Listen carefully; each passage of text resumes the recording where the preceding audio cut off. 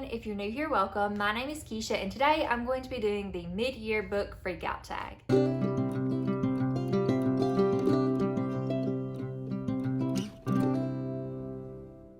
So it is wild to think about the fact that already half of this year is gone. I can't believe that it's already June or the end of June. I believe I'm doing this tag around the right time. Usually I do it a little bit late, but I am on the ball this year, surprisingly. I have been very busy, but I did realize that it was time to do this tag, so I decided that that was going to be my next video. I have a couple other videos in the works that we're planning on, well, that I had planned to come out before this one, but they will be after this one, so y'all just have to stay tuned. But for the mid-year book freakout tag, I will leave a link in the description to the original creator of this tag. And I'm just gonna go ahead and jump into this. I may be a little bit rusty because it's been a couple weeks since I have filmed because I've been busy with summer reading. And I feel like every time I say that, I'm sure everybody's like, oh, is she ever not gonna mention that? Yes, I will not mention it when it's finished. But right now, I'm hanging on by a thread and I cannot wait for the end of the month to get here because I'm tired. I'm enjoying it, but I'm also like just completely worn out. So without further ado, let's just go ahead and get into the mid-year book freakout tag. So the first question for this tag is, what is the best book that you've read so far this year? And I'm gonna do a couple. So for an adult book, I'm going to say The Winter People by Jennifer McMahon. I read this book back in January, and I do believe like some of my favorite books from last year I had read in January too. So it's really funny that I read all the ones that end up being favorites at the beginning of the year. But anyways, you've probably heard me talk about this one quite a bit. And this story is about, well, let me just read the back of it for you because it's been since January since I've read it. My feelings towards this book are very much still there. All of my memories, not quite. But it says, some secrets never die. West Hall, Vermont has always been a town of strange disappearances and old legends. The most mysterious is that of Sarah Harrison Shea, who in 1908 was found dead in the field behind her house just months after the tragic death of her daughter. Now in the present day, 19-year-old Ruthie lives in Sarah's farmhouse with her mother Alice and her younger sister Fawn. Alice has always insisted that they live off the grid, a decision that has weighty consequences when Ruthie wakes up one morning to find that Alice has vanished. In her search for clues, she is startled to find a copy of Sarah Harrison's Sarah Harrison Shea's diary hidden beneath the floorboards of her mother's bedroom. As Ruthie gets sucked into the historical mystery, she discovers that she's not the only person looking for someone they've lost, but she may be the only one who can stop history from repeating itself. This book was so incredibly good. The atmosphere in Jennifer McMahon's works is just incredible also. This is a historical mystery, and I feel like if I had a favorite subgenre, it might be historical mystery because it's just really, really good. The atmosphere, like I said, is on point. The characters are very interesting, and Jennifer McMahon just does every aspect of the story really, really well.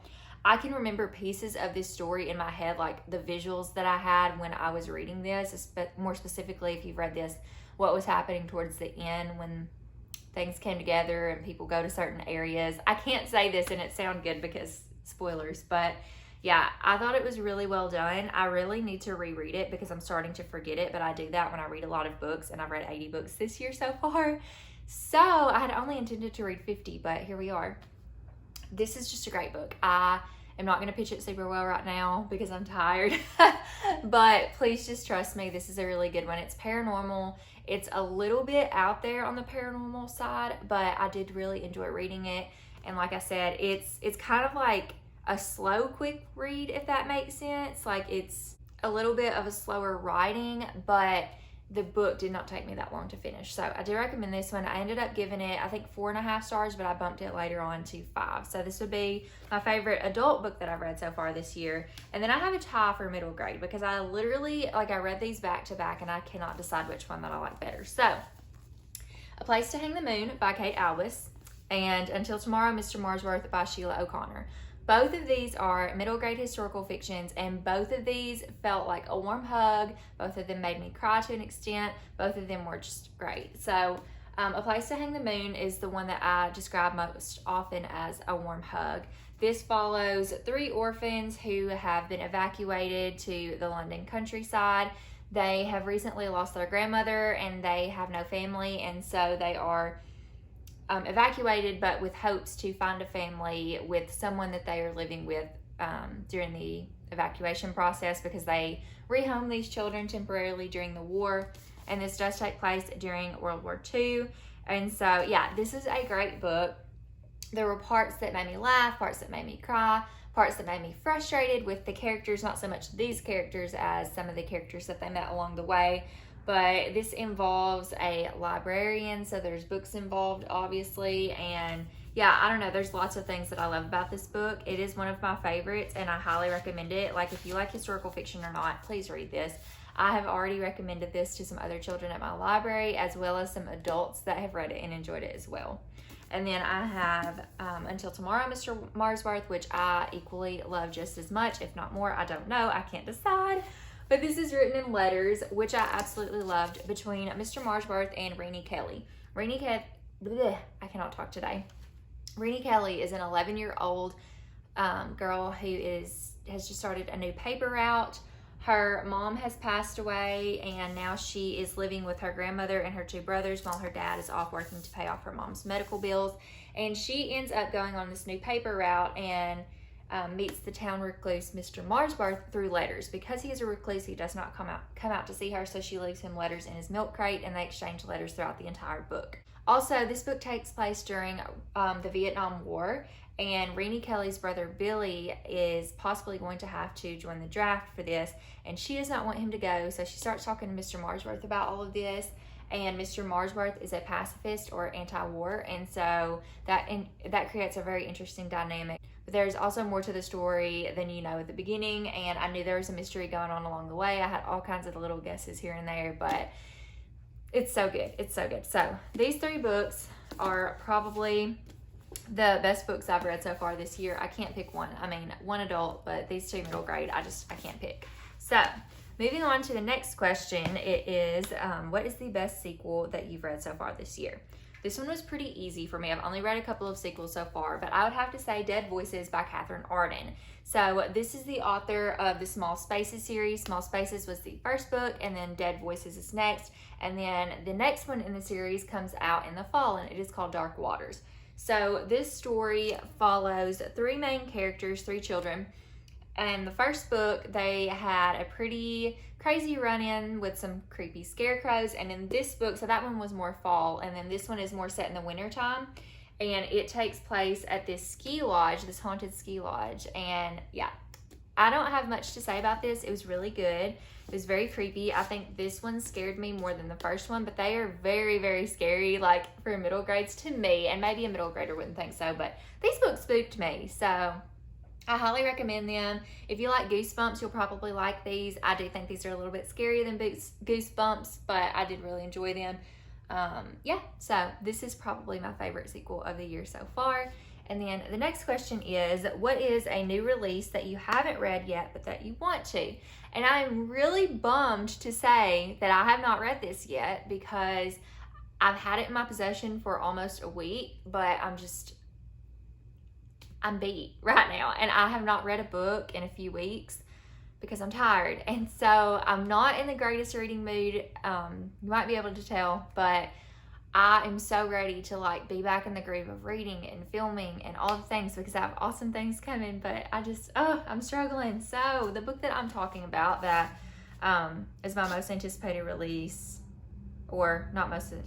I'm skipping questions. A new release that I haven't read yet but that I want to is The Maidens by Alex Michaelides. So I pre-ordered this. I got it the day after it came out, and I just haven't read it yet. I want to be in the right reading mood to read this. I'm kind of the mind that I don't want everybody to read this before me, because I want to read it first and I want to have my own opinions. And I'm mostly talking about people that I work with, but they've already started it. So I'm just kind of bummed, because this was my most anticipated book of the year. I loved The Silent Patient by Alex Michaelides, and I'm really looking forward to reading this one still, but I just haven't gotten around to it yet. So this is kind of like a dark academia type book. It's psychological suspense that weaves together Greek mythology, murder, and obsession. It is about this professor at Cambridge University who is said to possibly, well, it is I guess he's like a suspicious character, because there is a secret society at the school of girls, and people from this society keep turning up dead, and someone thinks that the professor might be the murderer. So this sounds really good, and I know there's like a what do you call it, like an Easter egg to the silent patient in this, and I don't know, I just feel like I'm gonna love it so much, and I want to read it right now, but I know I'm just not in the right headspace or the right mood to read this. So I do want to read it very, very soon, but we'll just have to see. I'm also still in the middle of reading The Lost Apothecary by Sarah Penner. I've got 100 pages in, and I just have not picked it up in a couple of days, and I'm scared that I'm not going to like it, because when I do that with books, it makes me enjoy them less when I read some of it and then I set it down for a long time and then pick it up later. But I'm expecting it to be 5 stars. We'll see. I don't know. So I'm also really excited about Hairpin Bridge that just came out by Taylor... what is his name? Taylor Adams. He is the author of No Exit, and I really liked No Exit, so I'm really excited to read Hairpin Bridge, but I haven't read that one yet either. So, moving on to the next question, that is, what is your most anticipated release for the second half of the year? And I really had to think about this because, like I said, I'm not in the right headspace or book space right now, so I was like, okay, what is coming out later this year that I'm really excited about? So, the first one that I thought of was A History of Wild Places by Shay Earnshaw. And I could not remember what that was about, so I looked it up on Goodreads, and I'm just going to let you know. I have read The Wicked Deep and Winterwood by Shay Earnshaw, and I've really enjoyed both of those. I wouldn't say that they're like my favorite books, and there's problems with both of them as far as just like my ability to stay connected to the story, but I really like her atmosphere. If Shay Earnshaw does anything well, it is atmosphere. But this is her first adult novel, and I'm really excited to read this one because the other two were young adult, and I do have both of those, and I do really like them. They're just not like favorites, but I don't know, there's something about her that I just keep coming back. So, this says, she weaves together a richly atmospheric adult debut following 3 residents of a secluded, seemingly peaceful commune as they investigate the disappearances of 2 outsiders. Travis Wren has an unusual talent for locating missing people. Hired by families as a last resort, he requires only a single object to find the person who has vanished. When he takes on the case of Maggie St. James, a well-known author of dark, macabre children's books, he's led to a place many believed to be only a legend. Called Pastoral, this reclusive community was founded in the 1970s by like-minded people searching for a simpler way of life. By all accounts, the commune shouldn't exist anymore, and soon after Travis stumbles upon it, he disappears, just like Maggie St. James. Years later, Theo, a lifelong member of Pastoral, discovers Travis's abandoned truck beyond the border of the community. No one is allowed in or out, not when there's a risk of bringing a disease, rot, into Pastoral. Unraveling the mystery of what happened reveals secrets that Theo, his wife Calla, and her sister Bee can't keep from one another. Secrets that prove their perfect... I cannot read or talk today. Secrets that prove their perfect, isolated world isn't as safe as they believed, and that darkness takes many forms. This really reminds me, just the description, I know it's not exactly like it, but it really reminds me of the movie The Village, if you've ever seen that. Who's in that? Joaquin Phoenix, like young Joaquin Phoenix is in that movie, and some other actors and actresses that I cannot remember right now. But it kind of gives me those vibes, so I'm really excited about that one. And then a couple of middle grades that I'm excited about. One would be Ghost Girl by Ali Malinenko. I'm sorry if I'm not saying that name right. This is basically just a middle grade ghost story, and it says it's for fans of Small Spaces and Night Books, which are 2 of my favorite middle grade books. So, I mean, why not? And then I have a graphic novel, which is The Awakening Storm by City of Dragons. Oh my gosh. I hope you guys are enjoying this because I'm struggling today. The Awakening Storm, which is City of Dragons book 1 by, and I'm not going to say this right, Jamal Yogis. I apologize if I'm saying that incorrectly. But this is a graphic novel about a girl named Grace who is at this boarding school in Hong Kong, and this mysterious woman gives her this egg, and it's a dragon's egg. It's newly hatched, and now there's like these mysterious evildoers who are coming after this egg and this dragon. She learns a little bit about the history of dragons and the magic that they carry, and that just sounds really good to me. So it kind of reminds me of like, I want to say like, and this is not what it is. I don't know why this sometimes, I don't know if you guys are like this, but sometimes I get reminded of things and they're really not connected at all, but something about it just reminds me of it. So the cover of this book and the fact that there's dragons reminds me of like American Dragon, Jake Long. If you guys know what that is, you know. But I don't know why. There's really no reason for it to, like, there's nothing similar. It just reminds me of that. Anyways, so next question. What is your biggest disappointment of the year so far? I'm going to keep this short and sweet. There are 3 books. The Lovely War by Julie Berry. I had very high expectations. It's historical romance with, like, Greek mythology. Thought it was going to be great. Couldn't get through it. Never wanted to pick it up. I mean, I don't know. I couldn't. And I'm sad because I feel like I would have liked it. But I don't know. I didn't finish it. I DNF'd it. I got like a little over halfway through and I just didn't like it. I probably would have given it 3 stars if I would have finished it, but it just wasn't worth it to me. Another one is The Push by Ashley Audrain. I will say that Ashley Audrain's writing is phenomenal, but I did not like the subject matter of that story, and that is completely a personal opinion, but it was just very draining, very depressing. Did not like it. Would not recommend. Maybe if you like Baby Teeth, you might like it. I don't know. I didn't read Baby Teeth, and now I'm not going to because I didn't like The Push. So, big disappointment there. I also expected to like From the Mixed Up Files of Mrs. Basilea Frankweiler by E.L. Konigsberg a lot more than I did. Ended up DNFing that one when I was almost finished because it was very boring. So, next question. What is the biggest surprise of the year so far for you? So I would say probably just in general, my biggest surprise is that I actually like manga. I knew that I liked graphic novels, but I wasn't sure if I would enjoy manga, mostly because they're written backwards, they're in black and white, and I just had never read them before. So I have read, what did I read? Orange by, who wrote that? Ishigo Chikano, maybe. Really liked that. I read The Girl from the Other Side, which I still need to continue that. I just haven't gotten my hands on the others, and I have not been able to get them from my library or interlibrary lounge or anything like that. So I'm kind of bummed because I feel like I'm forgetting that story. I don't know about you guys, but I forget after a little while. I keep the feelings that I have when I'm reading things, but I don't always remember all the details. So that kind of stinks. But it's life when you read lots of books. And then my favorite manga right now is Witch Hat Atelier by Kamome Shirahama. It is so good. And yeah, so I love manga. That was definitely a big surprise for me.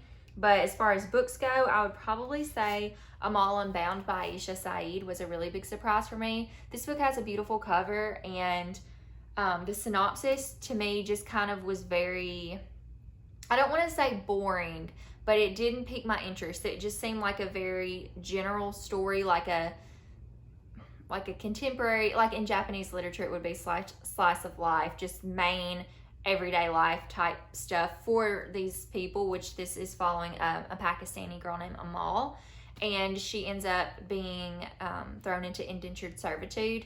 And I don't know, it didn't pique my interest at first. Like, the cover was pretty, but the Homebody Book Club ended up reading it, and so I read it with them, and I rated it 4 stars, and I thought it was really good. So this was definitely a big surprise for me. I want to read more books like this. I've got a couple on my list on Goodreads, if I can pull them up. One of them, I think it's called Other Words for Home, is one of them that I want to read.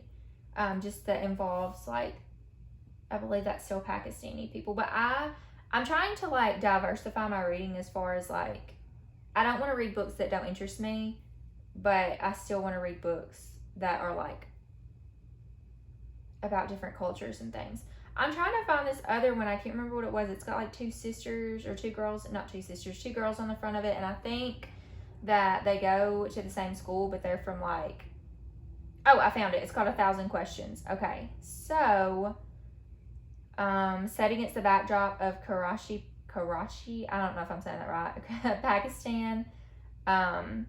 It's a middle grade novel that tells the story of 2 girls navigating a summer of change and family upheaval. So I think one of them is used to being there, and the other one's maybe just moved there, and she's learning the culture, but she's got the background. I don't know. Anyways, I want to read more things like that. I'm rambling far too long. The next question. Wait. Biggest surprise. I'm not done with that one yet. Finley Donovan was also a big surprise for me. I guess it was just because I thought it was going to be like a really hokey mystery. It wasn't like a thriller or anything, and I wasn't sure if it was going to be kind of like a cozy mystery or if I like stuff like that. But it was a humorous a hysterical mystery that I absolutely loved. It's going to be a series. I cannot wait for the next one to come out next February. So that was definitely a big surprise for me. And then also The Twist in Sometimes I Lie by Alice Feeney. So good. That was a huge surprise for me, so I had to throw that in there. Okay, who's your new favorite author is the next question, and I'm going to say Jennifer McMahon. I have read The Winter People and The Drowning Kind and The Invited. Now, I rated those all different. Like The Winter People is 5 stars, The Invited is like 3.5, and The Drowning Kind is like 4. But there's something about her writing, the atmosphere and the way she does things, and it's just so good. So she's definitely a new favorite author of mine, even though I wouldn't say I rate all of her books 5 stars. I do really enjoy reading her work. The next question is, what does it say? I can't read my handwriting. Wow. Your newest fictional crush. So I'm actually going to skip this question because I don't get as connected to characters in books like that in that way, I guess. Like, I don't read a lot of romances. I have read one recently, but it wasn't like, I did not like the guy, so he wasn't, I don't know. I feel like perfection standards in books are just different and then real life, and I don't know. I don't really have a fictional crush. Let me just say that. I do not have a fictional crush. Same with the next question, which is like, what is a new favorite character of yours or new favorite characters? I don't know. A lot of my enjoyment from books comes from the atmosphere and the story. So I like very plot-driven, atmospheric books. So I can tell you like characters that I liked, but like, I don't know if they're favorites. I'm trying to think of what I've read. Like, I don't mind characters in all of the books that I've read, but I don't think I have a favorite. So we're just going to say I don't have a favorite. The next one is, what is a book that made you cry? So I'm going to pull out one of these again because this book, Until Tomorrow, Mr. Marsworth by Sheila O'Connor, made me happy cry and sad cry. And it made me like boo-hoo at the end of this book. Like, I was very attached. I think I would say Renee Kelly and Mr. Marsworth are 2 of my favorite characters. We'll just throw them in there. Renee Kelly, definitely. I'm sorry if the lighting is getting super weird in here because the sun has just like reached. This is why I don't film at this time of day, but I haven't wanted to film, and I want to film, but then like I've got so much going on and I'm just so tired. So, okay. Anyways, sorry if the lighting is getting really bad, but I've got Until Tomorrow, Mr. Marsworth by Sheila O'Connor. Like I said, I think I like these 2 characters a lot, but I got so attached to them reading this book and just reading in letters. I will say that when a book is written in letters, it makes me connect to the characters more because it feels like more connected to them. So, I don't know. This one made me cry. This is a good one. Okay. This is going to be everywhere. I apologize, guys. Then I have After I Do by Taylor Jenkins Reid. This is my 3rd book by Taylor Jenkins Reid, and I really enjoyed it. It is about this couple who have been together for 11 years or 11 and a half years, and they have reached a breaking point in their marriage and have decided that they are going to separate for a year, and the only rule is that they cannot contact each other. Anything else goes. I did not know what to think about this going in. I was nervous because I knew it sounded like a good story, but I didn't know what it was going to be like with the whole unconventional marriage decisions type thing. But wow, it was so good. And I cried basically from start to end of this book. There were different moments that I would cry, and all of them were, I don't know, just like, I don't know if they were necessarily happy or sad, or just like I felt what these characters were going through. And I felt, because as a married woman, I understand a lot of what was going on here. And so I also just felt for the characters and wanted their relationship to work out and wanted everything to be, I don't know, it was so good. But it was just, you get those dynamics from the 2 main characters. Really, it was the girl, Lauren. Ron's not so much. You don't get as much of his perspective. You get some.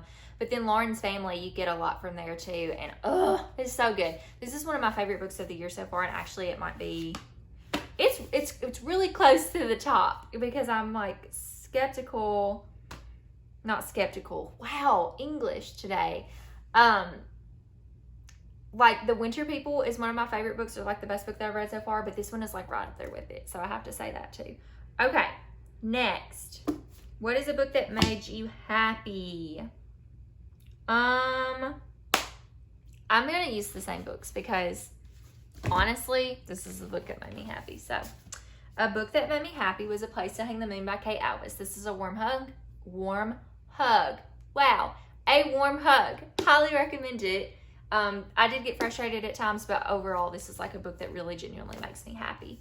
Let's see. The most beautiful book that you purchased this year?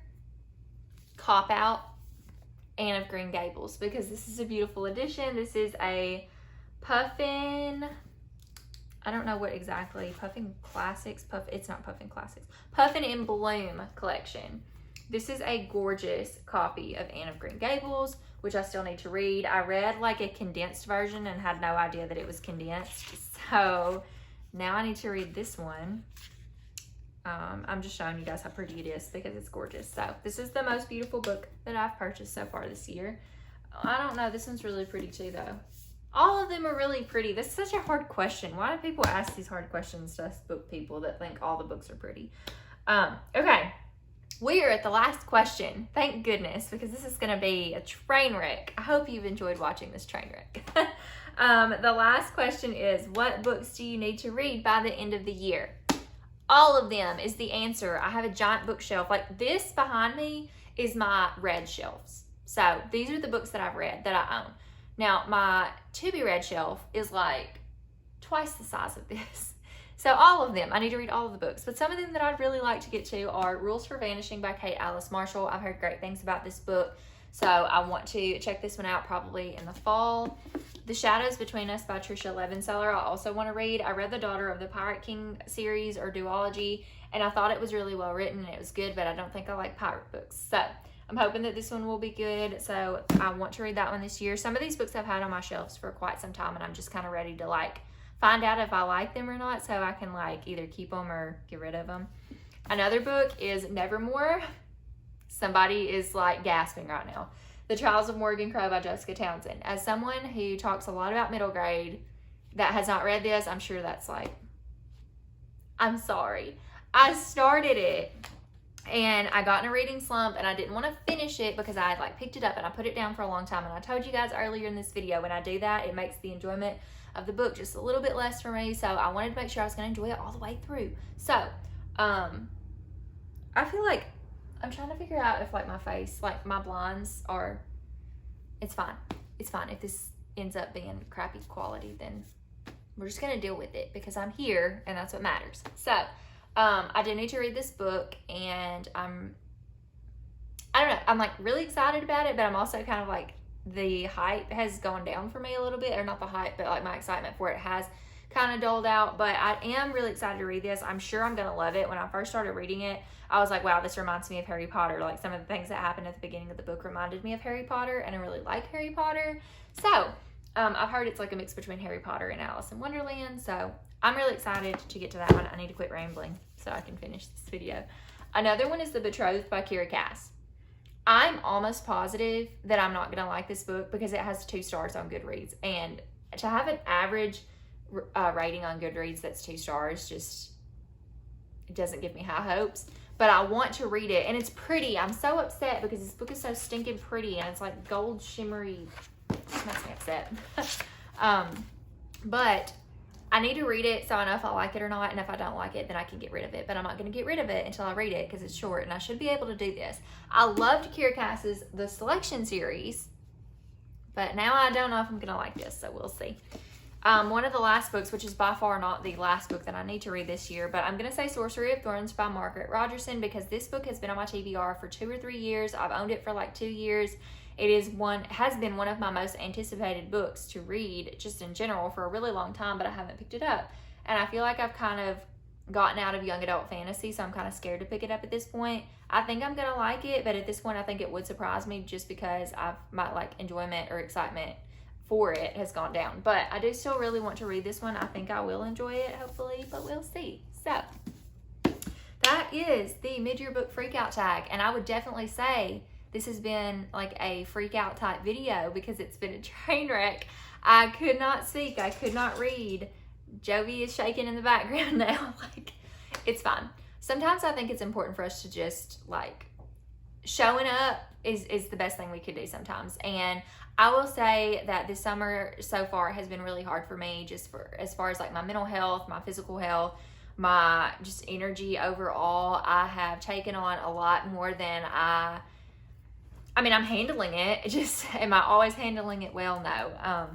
And so I feel like I'm just kind of in a weird place right now, but I appreciate you guys sticking with me so much. This is real life, and sometimes this isn't going to look as glamorous as what I would like it to. I'm not a glamorous person. I am a country bumpkin from Tennessee, which I'm sure, you know, all of you guys have assumed I'm from the South now from hearing my accent. If you didn't know I was from Tennessee, here we go. I don't walk around barefoot, however. I am barefoot right now, but we don't walk around barefoot down here like everybody thinks we do.